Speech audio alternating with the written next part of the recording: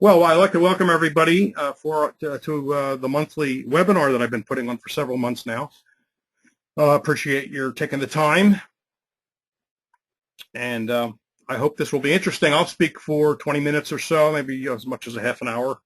Hope I won't go over that, and then we'll open it up to conversation, discussion, questions. But I enjoy hearing comments more than questions, because questions make me work.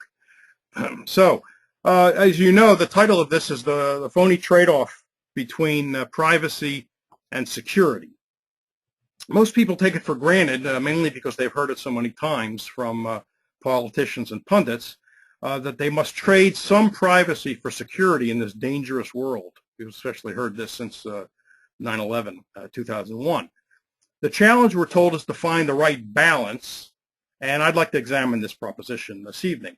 On its face, the idea seems reasonable.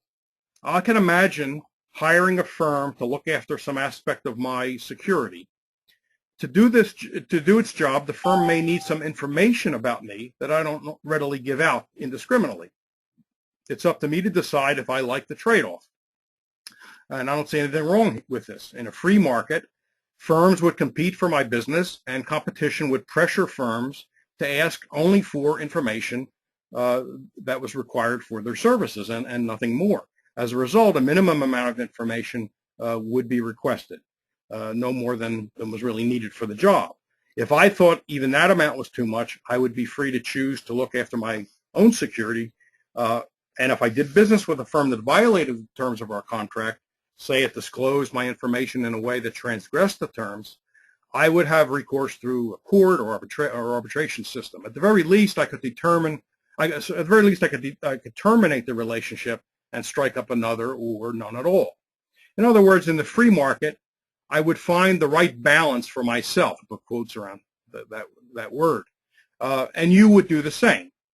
One size wouldn't be deemed to fit all. The market would cater to people with a range of private security privacy concerns, striking, again, the balance, quote, differently for different people, and that's as it should be. Actually, we can say that there would be no real trade-off between privacy and security at all in these circumstances, because the information would be voluntarily disclosed by each individual, and the disclosure would not be perceived as an invasion of privacy. Under these circumstances, it would be wrong, I think, to call what the firm does an intrusion. But even if one sees this as a trade-off, this is not the sort of situation that Barack Obama, Congressman Mike Rogers, and Peter King and their ilk have in mind when they tell us that, quote, we need to find the right balance between security and privacy. Now, President Obama has said, and I'll put a quote up here on the screen. I presume everyone will be seeing this, but you've seen this quote before, I guess. I think the American people understand that there are some trade-offs involved. It's important to recognize that you can't have 100% security and also then have 100% privacy and zero inconvenience. We're going to have to make some choices as a society. You'll notice I've emphasized those words, as a society. And now I think we're back on me. Note those words, as a society. That's the tip-off that there's something afoot that we should be suspicious of. I'm sure everybody here is. Obama means that he, and as I like to think of him, his co-conspirators in Congress and the national security apparatus will dictate to us what this alleged balance will be. We will have no real say in the matter, and they can be counted on to find the balance, again with quotes, on the security side of the spectrum as suits their interests. That's how these things work. Unlike in a free market, what the government does is intrusive because it's done without our consent and often without our knowledge. I hope no one will say that voting or paying taxes or continuing to live in the United States constitutes consent to invasions of privacy. Of course, our rulers don't really set things to the security side of the spectrum, assuming there is this spectrum, because the game is rigged. When we give up privacy, or rather when our rulers take it, we don't get security in return, we get a more intrusive state. which means we get more insecurity. Now, going back to PowerPoint here. Oops.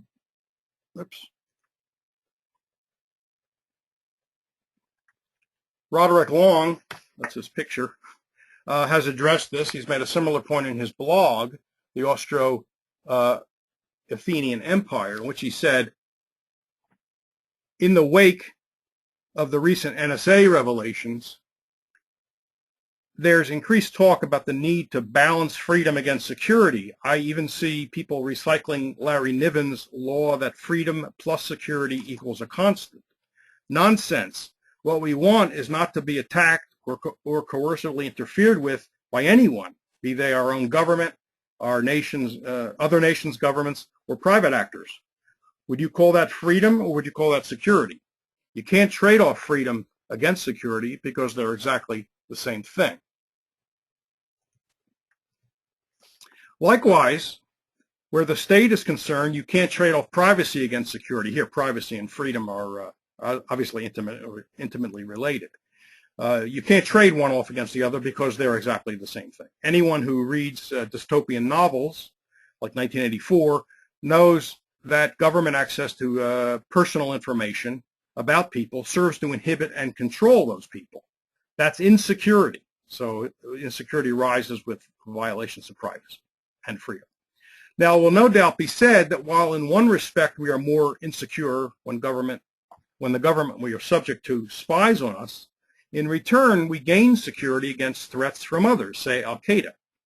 But I see no prima facie case for favoring official systematic domestic threats over freelance foreign threats. I'm reminded of what, I'm going to go back to PowerPoint. I'm reminded of what Mel Gibson, his character Benjamin Martin, says in The Patriot.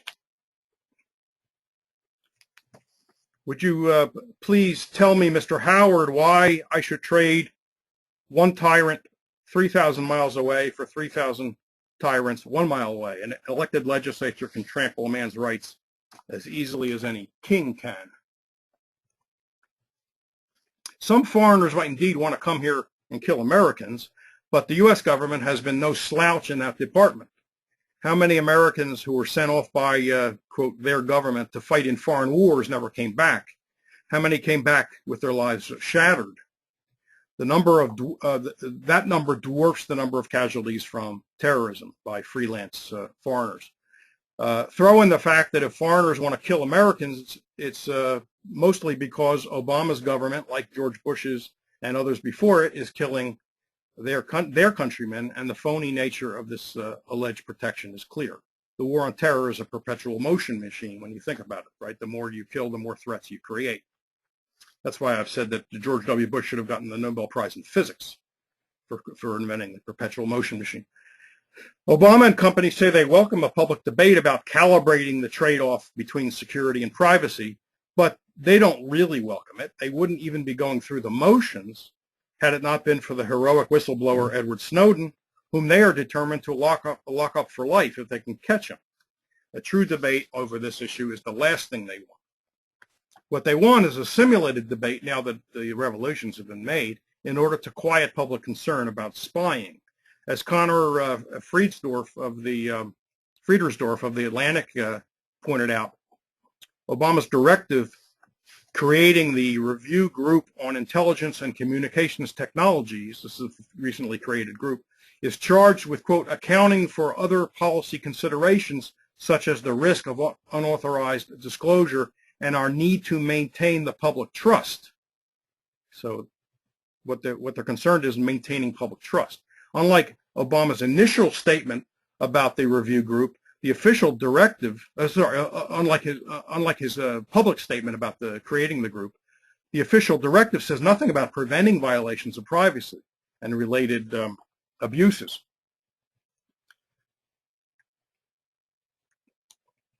There's Friedersdorf, by the way. I wanted to have pictures of everybody.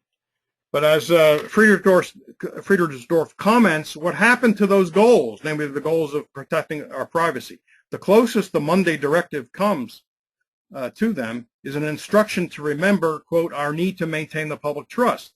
as one of many policy considerations. Forget whether abuses are happening or whether privacy rights are in fact protected.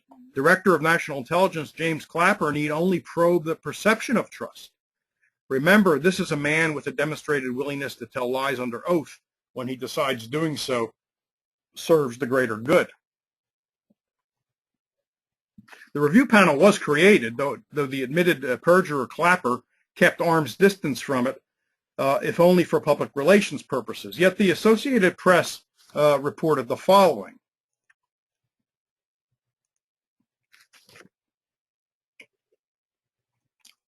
The review panel has effectively been operating as an arm of the Office of the Director of National Intelligence, which oversees the NSA and all other spy efforts. The panel's advisors work in offices on loan from the DNI. Interview requests and press statements from the review panel are carefully coordinated through the DNI's press office. James Clapper, the intelligence director, exempted the panel from U.S. rules that require federal committees to conduct their business and their meetings in ways the public can observe. In its final report, when it's issued, will be submitted for White House approval before the public can read it. That doesn't exactly sound like real independence. So let's look at the personnel of this panel. It's chaired by the Center for American Progress fellow Peter Swire, who does have a reputation as a privacy advocate. The other members, however, do not. Like Swire, they all are Washington insiders, though. Richard Clarke, the other members include Richard Clarke, you might remember him, counterterrorism expert who spent time on the National Security Council. Cass Sunstein, former White House regulation czar who advocates libertarian paternalism and government propaganda efforts to offset conspiracy theories. And the University of Chicago's Jeffrey Stone, who has publicly defended the NSA in FISA court and was an advisor to the first Obama campaign. Regarding Sunstein, Glenn Greenwald writes, and I didn't put this up it's a little bit long, I didn't put this up on the PowerPoint. In 2008, but listen to what Sunstein has been up to. In 2008, while at Harvard Law School, Sunstein co-wrote a truly pernicious paper proposing that the U.S. government employ teams of covert agents and pseudo-independent advocates to cognitively, this is their term, cognitively infiltrate online groups and websites, as well as other activist groups, which advocate views that Sunstein deems, quote, false conspiracy theories, close quote, about government. This would be designed to increase citizens' faith in government officials and undermine the credibility of conspiracists. This is the person who's on the review committee that's supposed to safeguard Americans' privacy. Sunstein advocates that the government, this is still Greenwald, Sunstein advocates that the government's stealth infiltration should be accomplished by sending covert agents into chat rooms, could be here, online social networks, or even real space groups, close quote. He also proposes that the government make secret payments to so-called independent, credible voices to bolster the government's messaging on the grounds that those who don't believe government sources will be more inclined to listen to those who appear independent while secretly acting on behalf of the government. This program, Greenwald continues, would target those advocating false conspiracy theories, which they define to mean, quote, an attempt to explain an event or practice by reference to the machinations of powerful people who also have managed to conceal their role, close quote. So this shows you where Cass Sunstein's head is at. I don't know about you, but it doesn't exactly comfort me that he's on a panel that's supposed to make us feel better about government spying. Hardly reassuring. Greenwald, who of course published Snowden's disclosures in his Guardian column, calls the review group, quote, a total farce. It appears that the panel's priority indeed will be to create public trust or safeguard public trust rather than to protect the public from breaches of privacy. We've seen so-called independent civil liberties review boards appointed before. Their records are nothing to write home about. We should reject the phony debate, the phony trade-off, and the phony balance that will be struck. Real threats can and should be dealt with by owners of private property who have the greatest interest and the best knowledge about what should be done. Government property should be privatized one way or another. In sum, security, which consists in a variety of services, should be governed in the marketplace with market prices so that people can make intelligent decisions about their precise needs. I'll close with a quote from Gene Callahan, and here's the hat tip to Bruce Hobbs, whose article, Security the Hayekian Way, which you can, if you just Google that title and put Callahan's name in it, you'll get the article, whose article beautifully explains how the market for security would work. And this one I can put up. There's Gene Callahan. And he closes his article by saying, liberty and security are not goods competing for our scarce resources, so that we must accept less of one to get more of the other. Liberty is not a good at all, but rather the inalienable condition of every actor and every action. It manifests itself in a web of relationships in which each one of us pursues the goods he values in the best way he can imagine. We cannot sell the responsibility for our own choices to another. Therefore, attempts to trade one's liberty for something else are acts of self-deception and are rewards to the buyer of liberty for employing threats of violence and aggression. In trying to sell what we cannot sell, we should not be surprised if we haven't bought what we thought we were buying. I will now unmute. You are all unmuted, and we can open this up for conversation. So I hope that was enough to kick off a vigorous and fun chat. I hope everybody heard me, and were those PowerPoints showing up? Yes. Good. Excellent. Okay, so who wants to speak up? Just go ahead and speak. Sheldon, can you hear me? Yes, I can. Who is this? Jacob Hornberger. Oh, I didn't recognize your voice. Didn't sound like you. Go ahead. I can hear you. You know, the intrusions on privacy that are done by the NSA and by other government agencies are often compared to private data collection by private companies, and they go into this extensive discussion of how we turn over all this data to the credit card companies and the merchants and so forth. And you know, my own personal feelings, I never feel like I'm being intruded upon when I give up this information to all these companies. I don't really care what they collect. If there was a private airport facility that was doing searches there at the airport, I really wouldn't feel as offended. But when it's the TSA or the NSA that's doing this, I really recoil against that. Can you comment on what the difference there is taking place in those two spheres? Yeah, I think it makes total sense that you would have that differentiation. I mean, I do too. When it's to take the first part of it, when you're talking about Google or a credit card company, let's talk about Google and some of the online things. You know, there are ways to avoid that if you don't like it. There are search engines that don't do that, that advertise that they don't do it. There's one called, does anybody know DuckDuckGo or something like that? What? Say it again? Start page. Okay, and there's another one, I think, another one called, I think, something like DuckDuckGo. I used to know it, which assures you that they don't do any tracking. They don't keep track of your searches or anything. On the other hand, Google does it, and I suppose Bing and Yahoo.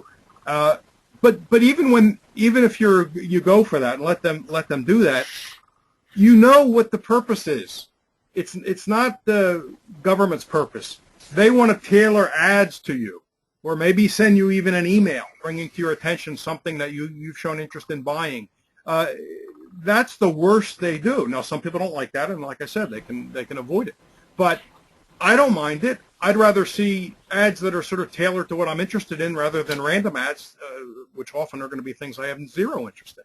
So I totally understand that, and it always struck me as really strange and strained that the people who were trying to minimize the NSA disclosures would say, what's the big deal? Google's already doing this. Well, no, it's not the same thing at all. And I don't even think those people actually believe that. I think that was just their way of thinking, number one, insulting our intelligence, and as a way of trying to minimize the horror of what the NSA was doing.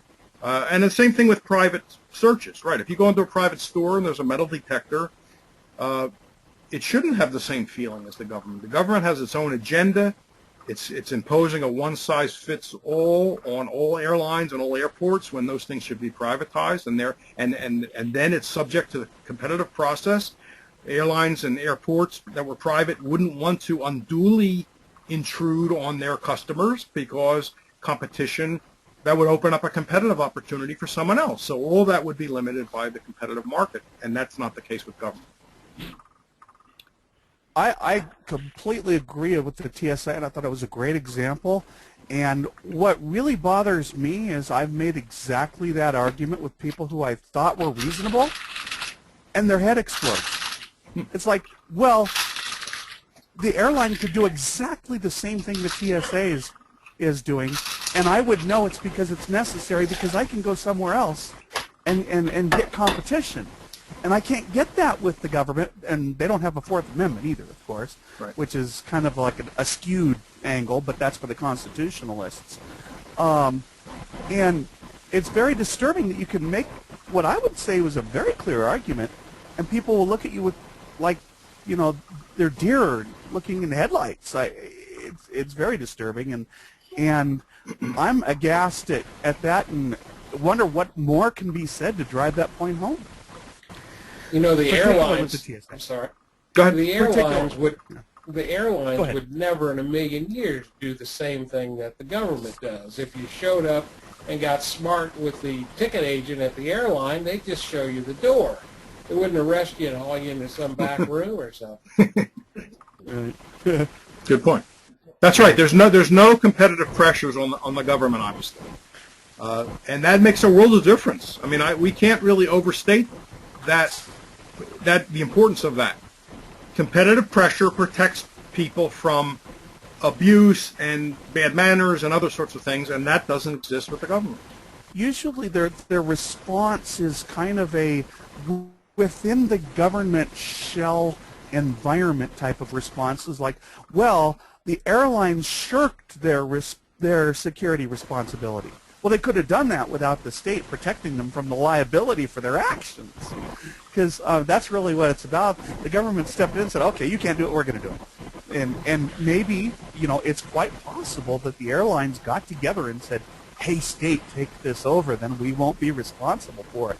Kind of like the oil drilling disaster thing where they got a really good liability deal out of the government. Right, and in the past, the big national meat packers wanted the government to take over meat inspection. They could socialize the costs. And so, again, all their excuses are within the context of the government already having a tight control on things. Right. Go ahead. I'm sorry.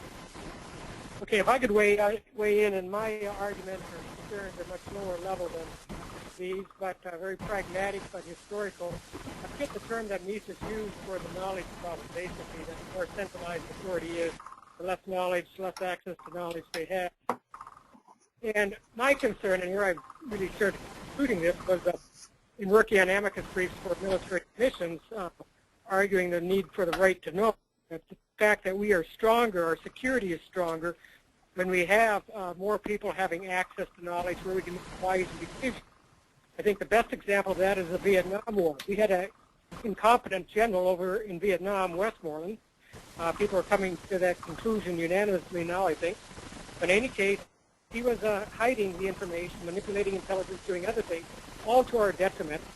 And there's one whistleblower, Sam Adams, in the CIA, who ended up being suppressed. But if that information had gotten out, we would have realized that war is unwinnable much earlier than we did as it was. Coming out of that war, Westmoreland and his cronies came along and said, well, we would have won but for the press, but for dissent, and, you know, next time we have to have a war, we have to suppress free speech, etc. Mm-hmm. And, you know, needless to say, they're quite sophisticated in it, so we don't have sensitive laws, although many people are advocating that now on the authoritarian. But that's exactly would be the wrong solution. You know, the fact that we were able to, sometimes you have to get out of a war. You have to know when to get out of a war. And I think the Vietnam War demonstrates that our security was enhanced by having that freedom to get out in the streets and the right things, critical of the president, critical of the military, etc. Now we have, in using very sophisticated techniques, we've all but suppressed that. But covering it up with the embedded media. So that, and if you look historically, those nations that have had the most centralized authority are the fastest to burn out. They go up to war, they suppress dissent, and they lose the war, and they're gone. Soviet Union, Germany, Chile, that's a perfect example in that case because we supported them. But these authoritarians usually have a short lifespan, whereas we pretty much last quite a while, without still having some of the freedom. Yep. No, look, more information, when it comes to the state especially, more information is better than less, and that's why the people who run the government want to minimize the amount of information. That's why it's so funny to hear Obama say he welcomes this debate. Everybody in the country should be laughing when he says such a thing. Obviously they didn't welcome the debate. Who would like to jump in? I'll jump in, Sheldon. Go ahead. Maybe you can comment on what I think is perhaps the most misused word in the English language, and that is we. People in government say, well, we're doing this to protect us, and we want you to know that, this is for your own good and so forth. And I think you've alluded to, and other people here, that they're protecting themselves. And we, Americans buy it when they say, we're protecting you. We have this FISA court to protect you. Well, the notion of a FISA court is an oxymoron in itself, right? I mean, how can a court be secret? Yeah. And yet the average person is told by Congress there are checks on the totalitarian nature of government by such things as the FISA court, and it's one of the vehicles by which we are protecting all of us, they're saying. And yet they're only protecting themselves. Right. I mean, they're just asking for trust as usual, and blind trust. No, that's a good point. And they also claim that there's congressional oversight. That's the one that makes me laugh so much. That means a few members of Congress who are on the intelligence committees, a couple of relevant committees, get to briefings, although they've complained, of course, that they didn't get complete briefings. Things were withheld from them. And then even when they do get information, they can't talk about it. Right. Wyden, who I'll give a lot of credit to, Senator Wyden from Washington, or Oregon, I think Washington. Oregon, yeah. Oregon, sorry, New Pacific Northwest. Yeah. He has complained that he was handcuffed, that he was trying to, drop hints to the American people about what the NSA was up to, even though he didn't have full knowledge either, but he couldn't even say what he was told. So again, it's just trust. Not only do we have to trust the executive branch, we have to trust the few members of Congress who are allegedly briefed, although incompletely. That's a really weird way to ask for trust. That's not confidence building at all. And that's another thing we have to communicate to the American people, that they shouldn't feel confidence in that system because it's rigged. It's highly rigged. The link I posted is an article by Senator Alan Grayson with a very long discussion of the trouble he went through trying to get tidbits of information out of, I think it was the NSA, and it's a very good read. In case you don't have a really good feel of how that process is designed not to work, because it's obvious by reading the article that it's designed not to work. Yeah. Yeah, he's done some really good stuff, especially since the Syria matter arose. He's been out there fighting the good fight. So there are a few people in there who have, well, these issues have been very good. Somebody you want to jump in? Comments? Questions? I had another comment on that we thing. Yeah. Not only does that manifest itself as a linguistic tool to tie people together against their will. Oh, we're do this, we're so on and so forth. Obviously in a subversive way, not straight up. But they also use it in terms of property. When they talk about we are the government and this is public property, you can see that play itself out when you're denied access to what's called public property, because it actually is government property. And they'll even go so far in court cases as to call it private property, which is, of course, a complete oxymoron, because they'll use laws like, what is it, not the Americans with Disabilities Act, the other one from like 1964. Civil rights? Yeah, right. The Civil Rights Act. They'll go after private property owners because they're operating in something they call a public space or something like that, and then they'll basically imply that it's public property, and you can't tell people they can't be there. And so what they've done is they've actually inverted both sides of the equation by putting a giant knot on each side. And it's just amazing what they get away, and they do it all through manipulation of terminology. Yeah, that's a good point. Michael Cloud has a couple different forms of media on political persuasion, and he repeats the maxim that words are weapons and that words are tools. And you see it play, that we business play itself out in that way. I'll get off the soapbox. Yeah, a few years ago, John Blundell, used to be the head of IHS, did an article in the Freeman pointing out that when certain facilities were being privatized in England, so they went from, quote, public to private, there was consistently more access for the public when they were private than when they were public, quote, public. So he was making like Walmart, right? Making the same point. That's right. And, of course, the problem here is that the word public is used in an equivocal way.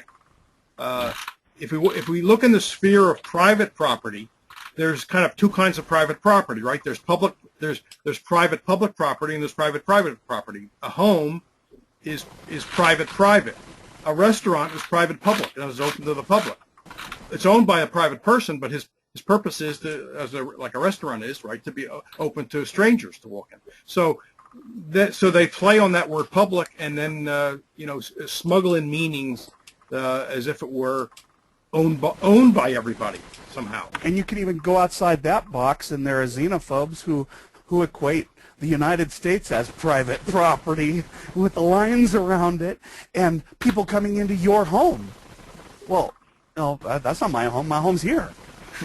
That's right. Your home isn't there either. That's right, because when you argue for free immigration, I mean, we hear all this all the time. People say, well, does that mean somebody could come into your home, whoever it is, without permission? And we have to say, what the heck are you talking about? A country's not a home. The best retort I've seen to that is, oh, so you mean that people who live on the border can invite them into their home? No, well, that's right. Oh, no. Oh, okay, so their home is not their home. And, that's right. And a country is not a country club. Right, exactly. Where you can have dues and not admit certain members, people as members. Anyway, who wants to take up the conversation here? I'll throw out another point that I think is kind of interesting, Sheldon, for you to comment on. Okay. When the NSA has been doing this, it's obviously been in total secrecy until Snowden reveals it to the American people and to the world.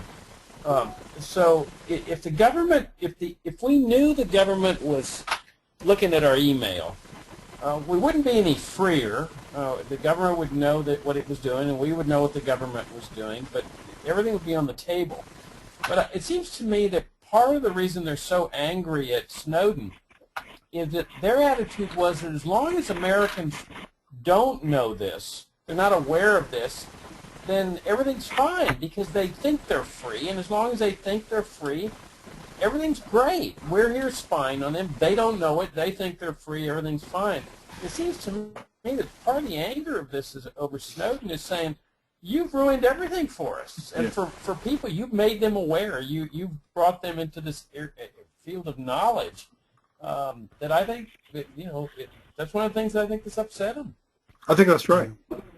I think it's absolutely right. For one thing, if once people know it, of course people suspected it, and there were maybe hints here and there, thanks to Wyden and other people. But you're right, we didn't know it for sure or the extent of it.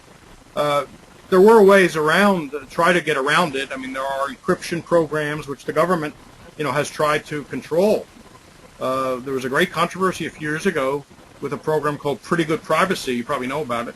written by a man by the name of Zimmerman. Can't remember his first name now. Phil Zimmerman, that's right. I got to meet him once. He spoke at Cato when I was at Cato.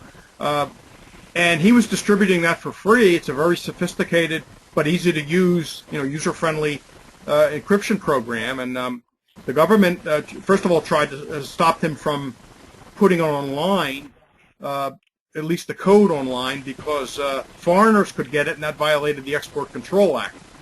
And he had T-shirts made up with the code on it, which he claimed was, a challenge to the government to arrest people for wearing these T-shirts because they were spreading the code. But you're right. They don't want us. You're right. They don't want. They prefer that we not know about this. That's why it's such a joke that they say they welcome the debate. They actually did successfully subvert the privacy. How should I put it? The security that is used for some people's VPN. What they did is they lobbied for a specific solution to a security problem that they knew the hole for. And they actually got insecure security technology distributed. And RSA Technologies, who was licensing public keys and private keys for use with things like VPN, actually got burned by them. And oddly enough, nobody did anything about it until NIST removed it as a recommended technology. And then everybody else said, oh, what happened? Well, this was insecure. Yeah. And if you look up the right keywords, you could find the story about how that unfolded. But that kind of goes about the idea of burning down America to win a political war. It's a complete absurdity, of course. Yeah. I think the concern, getting back to what Jacob was just saying before, there probably was a fear that things would unravel, right? If we begin to know, if we know that about the NSA, we might start asking questions about what else is going on. And of course, lots of stuff has come out. But on the other hand, maybe the government was worrying unnecessarily, because I don't see the people generally very upset about this. I mean, it's been a little disappointing, right? Well, the TSA thing, the security theater thing, if you point out, for example, this thing that just happened with the guy that gunned down people and waiting in line, who didn't think of that? It was obvious. I thought of it. There's a video game where that's the object, is to gun down the people waiting in line. It was a Russian video game. There was a news story about it in like 2006. But it's, don't talk about that. Well, anybody who thinks about it for 5 minutes knows the obvious answer is there aren't enough people that are that willing and that interested in killing a whole lot of people. It's the only obvious answer. Yeah. And that's what's really sick about the security theater. And whoever made that up, I thought it was a brilliant terminology, because it's exactly what we deal with today. We don't have any real security, and what we're trading for it is precious. So what do you have to say, to all of you now, about this, what seems to be public apathy? Do you think people care, or have they just chalked it up to, well, there's nothing we can do about it, or is there a feeling that, I guess it's really for our protection, so let them go ahead and do that? Well, let me ask something about that. Aren't there some efforts now? I think this Phil Zimmerman and the LavaBit guy that shut his company down over the NSA, and maybe also I think this fellow in New Zealand, Kim.com, I think it is. Mm-hmm. These people are working on some solutions for like email, for example. And it seems to me that although people are apathetic, if you're one of the people that's ever tried and put it in your head to figure out how to do encrypted emails using PGP or whatever, you find out that first it's not that easy until you figure out how to do it. And then once you figure out how to do it, nobody else knows how to do it that you want to talk to. It's not easy for the techs either, by the way. No. Well, they don't know whose existing security tools can be trusted. I read an article that was like, I don't know how many thousand words long about how complicated it is to decide, for example, whether you can use any American security firm or any American technology, because you have no idea whether the NSA's hands on it. And the only thing I could think of, you're only not trusting Americans? It's like it's a big problem all the way around, and you're right. Even the people who put a great deal of thought and effort into it don't know what to do about it. Well, one thing they're saying, though, is that the only way to feel really secure, and I'm no expert on it, but that encryption has to be end-to-end, and you cannot rely upon anybody in the middle, so that if the government wants to get in, they're going to have to come through your front door. Because anything that goes out through the internet connection from your house is scrambled unrecoverably until it gets to the other end. But if that gets easy enough, though, people would use it. Yeah, well, and then that's if the technology itself isn't compromised, which is one of the big troubles. Right. No, there's absolutely no certainty that it isn't. Go ahead. Right. Does the government have a back door to all this stuff? That's right. If it's open source, can't somebody examine it? But you know what I think it is? It's that expert syndrome. What's an expert? An expert's somebody from out of town with a lot to say. I think the so-called experts are probably overestimated. People take things for granted. Scientists, this whole global warming argument. You got actual scientists arguing about whether there's actual science going on. Mm-hmm. And it's the same kind of problem with security. You've got security experts who aren't experts. Some of them are. Which ones? I don't know. So nobody wants to venture a theory why more people aren't upset about this? Cognitive dissonance is my theory. Yeah, and I can tie that to the Free State Project. People say, you don't have anything to worry about the state, this, that, and the other thing. And then when you say, well, the Free State Project, well, they'll roll in tanks. Well, wait a minute. We didn't have anything to worry about. That conversation is only possible with cognitive dissonance. It's astounding, Sheldon, the apathy. I teach, and in a college, I have to operate under what's called FFF, the Federal Education Responsibility Act. That means when I pass back tests and so forth, I have to pass them back in such a way that no other student can see what another student's grade is. And I asked the student in class, I teach math, so I can't get off the subject too much, but I asked this person, this girl was standing there, I said, are you worried that the government's sucking up all emails and electronic communication? And she said no. And I thought, but would you want me to share with you your grade from the full class, particularly if you had a poor grade?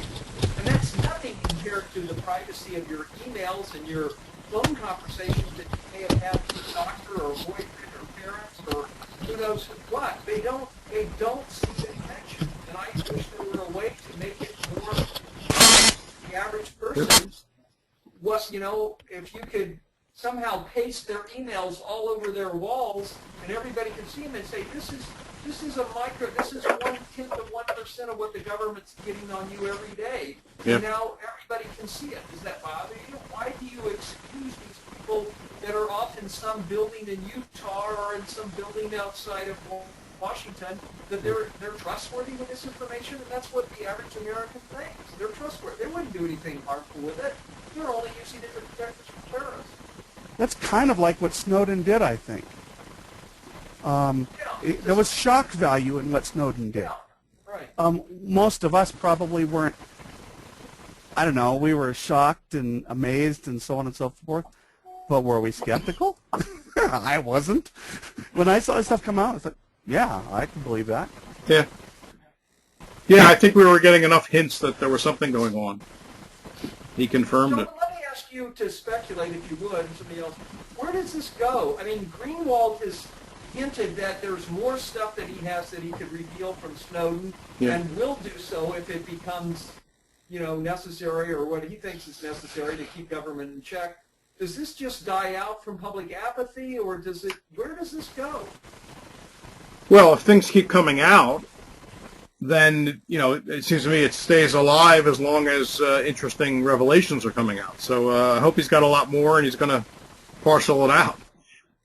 When they get to the end of it, yeah, that's a good point, because the people's attention span is short, and something else will, come up and distract them, and they'll forget about this, and then you'll have us and some of the privacy organization still working on it. But right, I don't think it'll be bothering the public at all. That's what we're battling. I think apathy. I think good or bad, the government doesn't know how not to kick that can, and so it's going to keep coming up. That's what I think.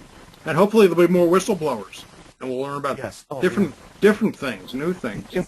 If only we could convince people that the reason they know all this stuff is because of the whistleblowers, and what great damage has been done by the insulating us from the whistleblowers that's obviously happening. But that's that other, the cognitive dissonance thing. I mean, you can explain it to people, and they'll look at you, and, well, somebody did a study. You can talk to you can talk to people about political things, and you can do a functional MRI on their head. And when you tell them things that are contrary to the belief system, you can watch their brain shut down. Mm-hmm. Now, I'm not vain enough to believe that I'm not like that too. But the point is that that's what happens. You tell people things that are just so foreign to their belief system, and it doesn't go in. You have to shock it in is the only thing I can think of. And that's what the Snowden situation did. Yeah. There's been a lot of static tonight. I don't recall having this in the past, so I don't know why it goes on and off. But is everyone else hearing that, or is it just me? Yeah, I hear it. I don't know what that's coming from. No, I'm hearing it. I hear it too. I don't know how to check. It sounds cyclical. Where it's coming from. It does stop and then start again. Right? Anyway, we got about 5 minutes or so. Anybody want to open up a related, area we haven't touched on yet? For what it's worth, in the last election in my county, the turnout was 31% of the registered voters. 4 years ago, it was 26%. So it's slowly changing, but it's changing too slowly, in my opinion.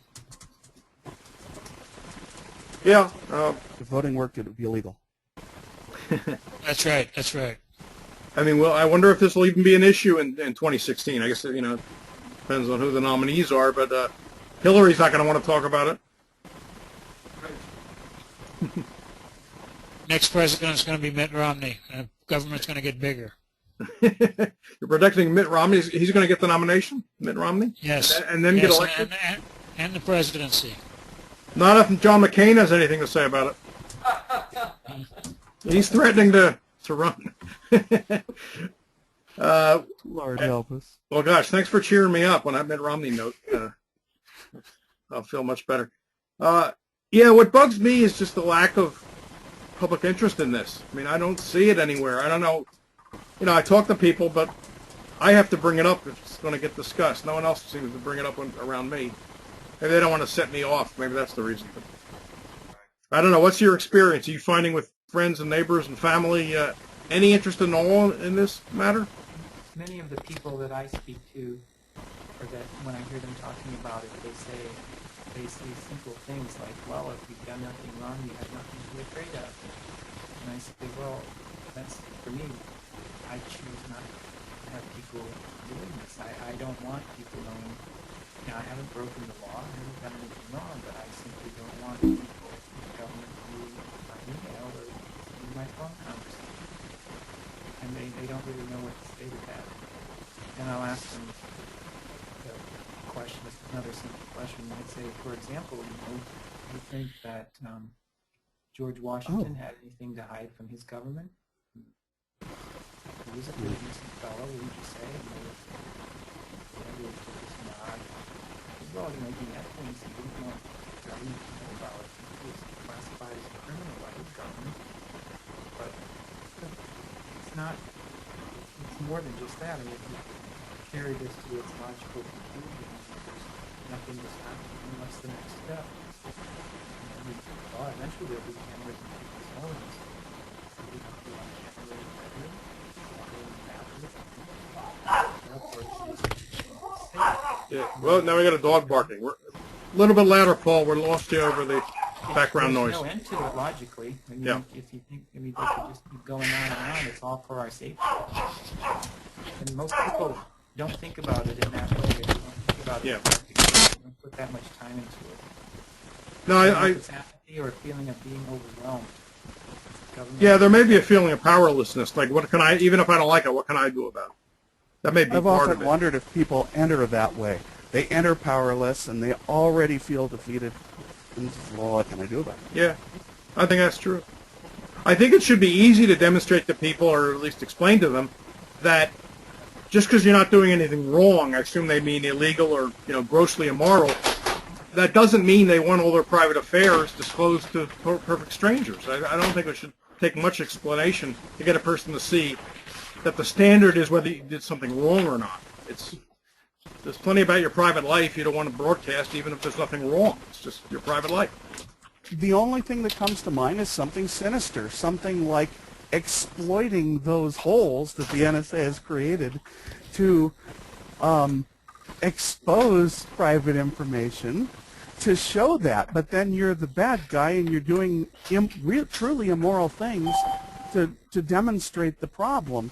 Yeah. But how do you get the shock value that it takes to wake people out of that stupor? Right. I don't know. And, they grow up believing the government is us. They're taught that in the schools. And they hear it. It's reinforced in the media and all over the place. And so how can you be hard on this organization, which is us? It's like being hard on yourself. How can you do that? We have to just... That's we again. Yep. You have to keep fighting to break through that. Right. Exactly. It's that's our challenge. And I don't have a magic answer to it. I'm going to say government schools are pivotal in this. Yeah. Because otherwise you could teach a wider variety of things, and some people would get it, and they might bring some with them. But as long as the government has co-opted education, we're in a lot of trouble. Yeah. Look, the statists knew what they were doing when they took over the schools. When they decided that they were going to take charge of the children. Not the schools, they took over the children. I often thought that the founders, regardless of what you think about what they did or what they tried to do, one of the places they really screwed up in my mind was when they said separation of church and state, and I know that's not what it says in the First Amendment, but the idea of church and state, in my mind it was ideology, and it was teaching, and it was invocating that should have been the big deal, not necessarily only religion. Yeah. Because you look at all the, Pol Pot and the Soviet Union and all the inculcation they did without religion being involved. Yeah. But it was the bigger thing than religion that includes religion, the ideology thing. No, I agree with that. Yeah. Yeah. Yeah. Funny if we could go back in time and tell the people back then what we learned since their time.